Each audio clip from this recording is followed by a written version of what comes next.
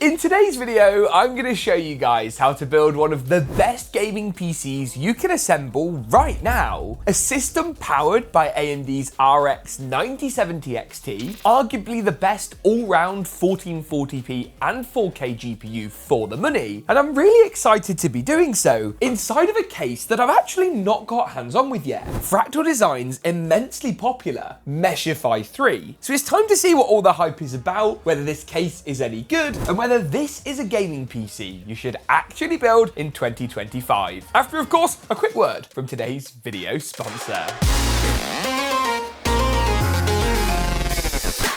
The GamerStorm PNM power supply series is here. With native ATX 3.1 and PCI Gen 5.1 support, the PNM series is ready to power up your next gaming PC build with value in mind. With a Cybernetics Gold rating for power efficiency, the PNM gives you power you can trust with a high efficiency and a 10-year limited warranty. With wattages ranging from 650 watts right through to 1200, a choice of black or white colours, and sleeved power cables, you can check out the GamerStorm PNM at the first links in the description below. I'm going to kick things off actually by looking at the case, because I've heard and read a lot about the Meshify 3, and given it will cost you a little bit more than a standard ATX tower, I want to see what all the fuss is about. Now, as the name suggests, Fractal have really optimised for mesh and airflow in this case, and that's evident from everywhere, such as the top ventilated panel, where you've got loads and loads of cutouts. Of course, the big mesh panel at the front, behind which we have what looks to be 3 140mm included fans. The tempered glass side panel is toolless and very easily removed, which is cool. And at the bottom of the case, you'll find this sort of air scoop. I believe I first saw this on NZXT's old H5, and what it basically does is allows for the integration of a power supply shield, but with the full top to bottom fan design at the front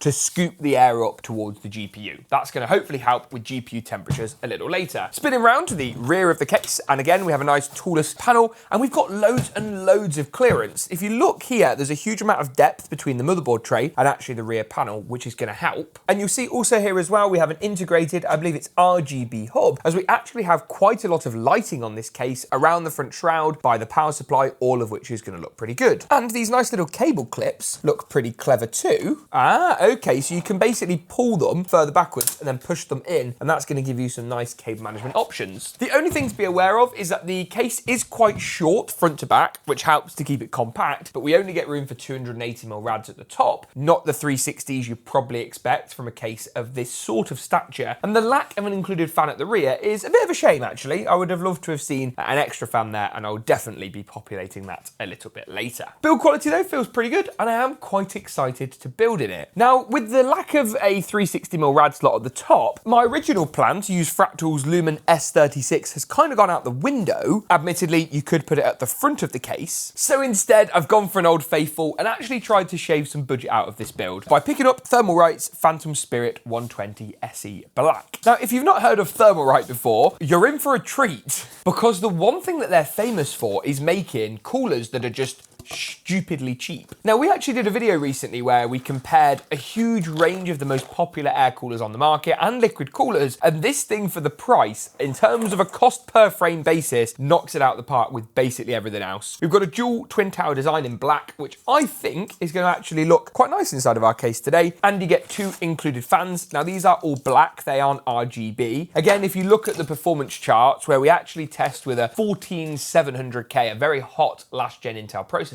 this thing for the money is remarkable. With case and cooling out of the way, I might as well talk about the power supply as well before we move on to the interesting stuff, the GPU, the CPU, etc. This right here is the Corsair RM750e, which is actually a fairly unassuming looking power supply that's actually going to be perfect for the build today. The 9070 XT recommends a 750 watt PSU, which this obviously is, but the great thing about this is that Corsair have really upped their game with the cables. You actually get these really nice individually nylon sleeved cables with a cable comb on the GPU and the motherboard power connector, all done as standard out of the box, which is really rather nice. You can see these cables are going to match the theme I'm going for today. I've done loads of white builds on the channel recently, so having a black theme build is going to be quite nice. The good thing as well about this power supply is it is ATX 3.1 and PCI Gen 5.1, so if you need the new GPU power connector, it is actually going to give you that, whereas some power supplies won't do natively. Ironically, I don't think we actually do today, but it's still good to have. Moving on then to some of the more interesting main components, and I've already mentioned AMD's RX 9070 XT, but I haven't spoken about the CPU, AMD's Ryzen 5 9600X. When you look at the 9070 XT, in my opinion, you've got a couple of different options. You can either go a bit more high-end, go for a 9800X 3D or last gen 7800X 3D. That's really beneficial if you're gaming at 1440p, but a lot at 1080p too, where you're more bound by a CPU bottleneck. But actually in this build, I'm going for all-round 1440p and 4K gaming performance. I made a video recently talking about, is Nvidia's 5070 Ti dead? And you can go and find that video in the cards now. And what that's all about is the continual driver optimizations for the 9070 XT, which make it better and better. Now looking at the numbers, and you can see how this GPU has improved since launch. In Indiana Jones and the Great Circle, it beats out the RTX 5070 Ti by a pretty substantial margin. In Call of Duty's Black Ops 6 at 4K high rasterization, it performs really, really well, beating out even the RTX 5080. Hogwarts Legacy at 4K high sees an impressive 96 FPS to the 5070 Ti's 88. While finally, Marvel's Rivals again shows the RX 9070 XT performing really well and beating out the closest competition. The 9600X is currently on offer on Newegg, and I think I saw it with the promo code at like $186. I'll leave latest pricing for Newegg and Amazon in various regions down below, so you can check that out. But even if we get a bit of a CPU bottleneck, for the money we're going to save, in my opinion, is worth it. I do want to take a closer look at this Aorus design, as having looked at the measurements for this case, which I have done, I think it's going to be a little bit tight. And that's because this particular 9070 XT is on the larger side. Now, if I'm going to hover this into the case, you should be able to see what I mean. Oh yeah, that is tight. Oh wow, okay. Yeah, that's tight. It fits, but you can also see why I've opted not to put the Lumen cooler at the front of the case, as with that installed, this definitely wouldn't fit. So that's something to bear in mind. If you're looking at the Fractal Meshify 3,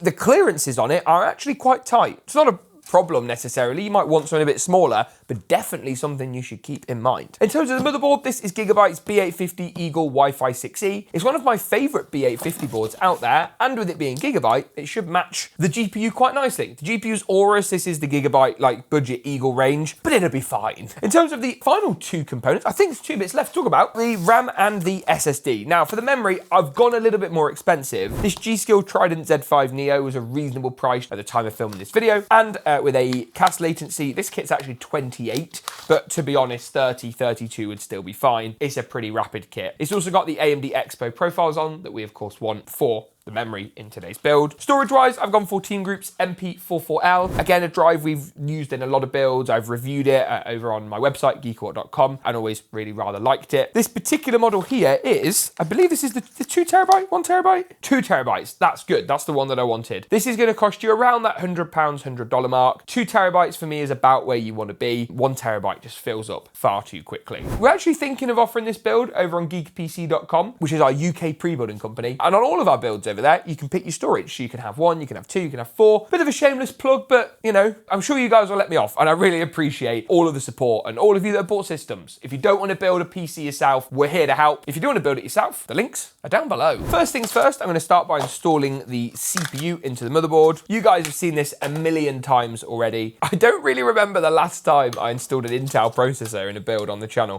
which is actually kind of sad, really. I'm sure Intel will come back. You never know, maybe their Core Ultra 300 series will give us some feasible alternatives to chips like this, the Ryzen 5 9600X. I'm then going to follow up with the RAM or the memory. Now, as you'll see, we've got 4 slots in today's build. What we want to do is use the 2nd and the 4th RAM DIMM slots and just get the memory slid into place. This kit is quite big. There's quite a large heat spreader on here, so I need to make sure that with the cooler, that's not going to cause any problems. We may have a last minute memory swap. Changing the cooler in this build from the liquid cooler to the air cooler kind of thrown off my other parts. Yeah, I guess you'll have to stay tuned to find out. Saying that never works. I'm going to install the SSD into the top slot. It's toolless. This is so easy. Look at this. You just slide it in. There we go. Push it down. It clicks in and then you add the heat spreader. It's literally so simple. It's great. And the final thing then on the motherboard is to actually install the CPU cooler. And I don't know if I've installed this cooler before. I know that we've tested it, hence some loose screws and things, but I don't know if I've actually installed this. Now then, inside of the bag, we have various bits and pieces. And I've given up already. I'm going to look at the manual. I think my guess would be is find our little red stoppers and just pop these over the 4 holes around the processor. So you can see here, they're going to slot on nice and easily and look pretty good. We're then going to grab these sort of curvy brackets and place them with the curve facing down. So actually what we're trying to do is have the screw thread sort of towards the CPU. There we go. The rest of those there for now. And then once they're in place, just lift them up, balance them over the red post like so, and then get them nice and tight. Pretty simple. I'm not sure how well you'll be able to see this otherwise, so I'll show you with my handheld James Cam, but you can see here, it actually labels, they've actually engraved AM4 onto the top of the brackets, and that's on both of them, so that you know that you've actually gone ahead and used the right ones. And then, once that's done, all we need to do is thermal paste, but first I'm going to position it, is actually place our cooler onto those posts. Now I'm trying to figure out whether it should be that way, or whether it should be that way. I think the first way with the text, that makes sense.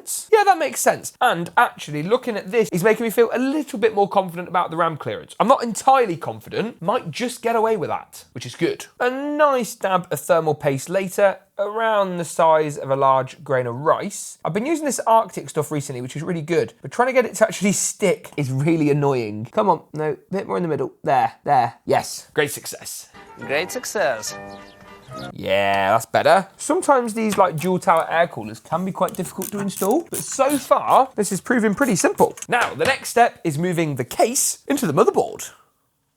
The James Cam is back again, and if I flip this around, there we go. Oh, wave Daresh. There's editor Daresh behind the camera. I can also give you a studio tour. Look at this. We've got motherboards, we've got cameras. The main camera. There's all the different feeds. And this is what you guys see. And there's our overhead camera. Now, what I was going to show you was, if I lift the motherboard up, you'll be able to see some standoff holes. And I'm sure that Daresh behind me can circle those. Isn't that right, Daresh? Yes, that's a yes. And when they've been circled, what you'll be able to see is where the motherboard standoffs are. And they're going to hopefully match up with the standoffs inside the case. Right, installing the motherboard then. Very, very easy. All I'm going to do, now I know everything lines up, is just slide it into the case, which is pretty cool. The I/O is going to pop through the back. Hopefully, we should have a raised center standoff. Yes, we do. And that will hold the motherboard in temporarily. The important thing now is, of course, to screw it in properly. And to do that, I'm going to grab this, which is my Fractal Design Meshify 3 RGB accessory box. And in here, we should have various items. Everything from cable ties to various different extension cables. The main one I'm looking for, though, this bag right here, which contains all of the motherboard screws I'm going to need.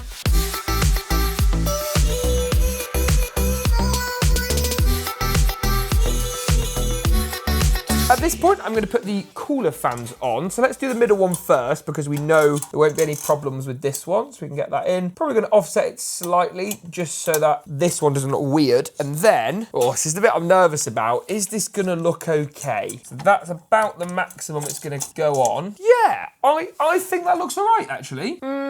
Maybe. So here's the thing. I think it looks okay, but I think it might look better with that other memory. So let's try swapping it out for a kit of non-RGB Corsair Vengeance, which is a lot lower profile and going to cause no problems whatsoever with fan interference. It's a sad moment, really, because I really like this memory, but got to be right, you know. It's got to look proportional. Yeah.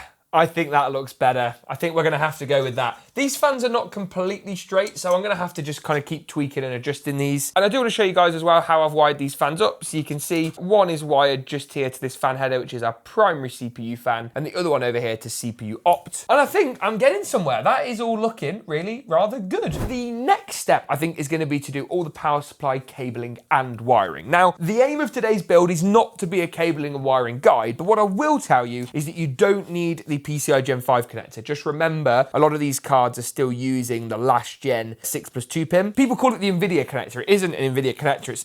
It's just a universal PCI Gen 5 connector. Has had some problems. Now, we seem to be past a lot of that, and I do think that 3 8-pins just looks a bit messy. I would much prefer if this was a single 12-pin sort of high power connector. But, you know, it is what it is. This is the better card than the 57 Ti for this particular build, so that's just something I'll have to deal with. As well as getting the power supply screwed in, I'm also going to wire up all the front panel cables, which include the USB Type A VGA, USB Type-C, HD audio, and of course JFP1 front panel. And the final thing really, other than this fan I want to pop in the back, is the GPU. Now it is actually going to be quite tight, so you have to put it in at a bit of an angle, but it will fit. And then you can see that it's going to go into that top slot. And I think that's going to look pretty good actually. Then I need to remove a couple of PCI lanes. And to do that, we've got this little plastic cover that comes off. In terms of which ones, it's the first and the second lanes that we'll need removing. So you can see here, I've got one just there, and then we've got a second one as well. Good stuff. And then the graphics card should just slide into place. Again, bit of an angle, get that PCI notch in, bit of pressure. Are we in? Nearly in. Ah, I think we are in. Are we in? Aha, that's more like it. A little bit tight on the PCI lanes at the back. That is the case in some chassis. It's okay. And then we can screw the graphics card in. And this thing really is at the limit in terms of size of what this case can actually handle. It's quite funny. I think it looks good, but it's still quite funny. Then just gonna screw the top one in, add back into place our plastic cover, which is pretty much entirely for aesthetics. So into the top, clicks into the bottom. Then I'm going to wire the graphics card up. 1, 2, and 3. And having pulled the excess through, I think that looks pretty good. A couple of cable ties will definitely help. And as I say, I am going to put a fan at the rear of the case. I'm going to try and find one that matches best, or of course nick one from my Fractal Lumen cooler. Maybe I'm going to go ahead and do that and then turn this thing on and see what it looks like. I just wanna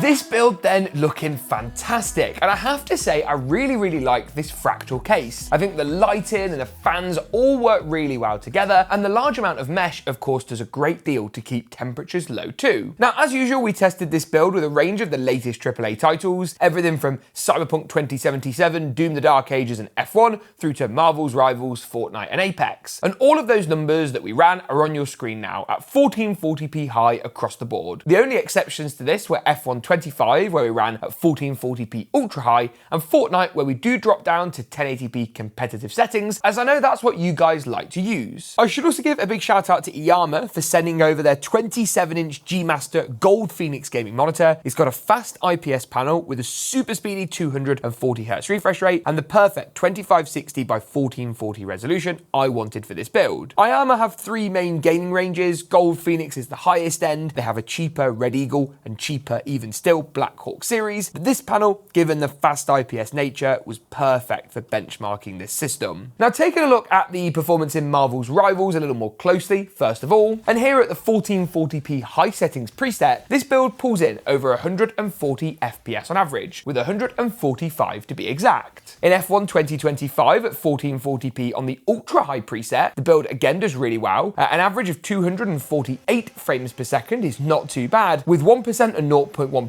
lows that stay above 160 FPS. I'm personally a bit of a sucker for the F1 franchise, especially in a sim rig type setup, and it's good to see this build has that capability should you so wish to use it. At Apex Legends at 1440p high, this build pretty much hits the in-game cap for frame rate with 298.6 on average. The in-game cap, of course, is 300, so this average basically shows you it's at that 300 FPS mark more than it isn't, with a bit of a drop here and there. And this is a system that performs amazingly well. The 9070 XT is a monster, and I discussed this in a recent video where I questioned whether or not the 5070 Ti is dead. The 9070 XT has shown even more improvements since it first launched, and when combined with a great value CPU like the Ryzen 5 9600X, it's clear this is the GPU to look for at this holiday season. If you enjoyed this video, make sure to get subscribed. Thanks for watching, and as always, we'll see you in the next one.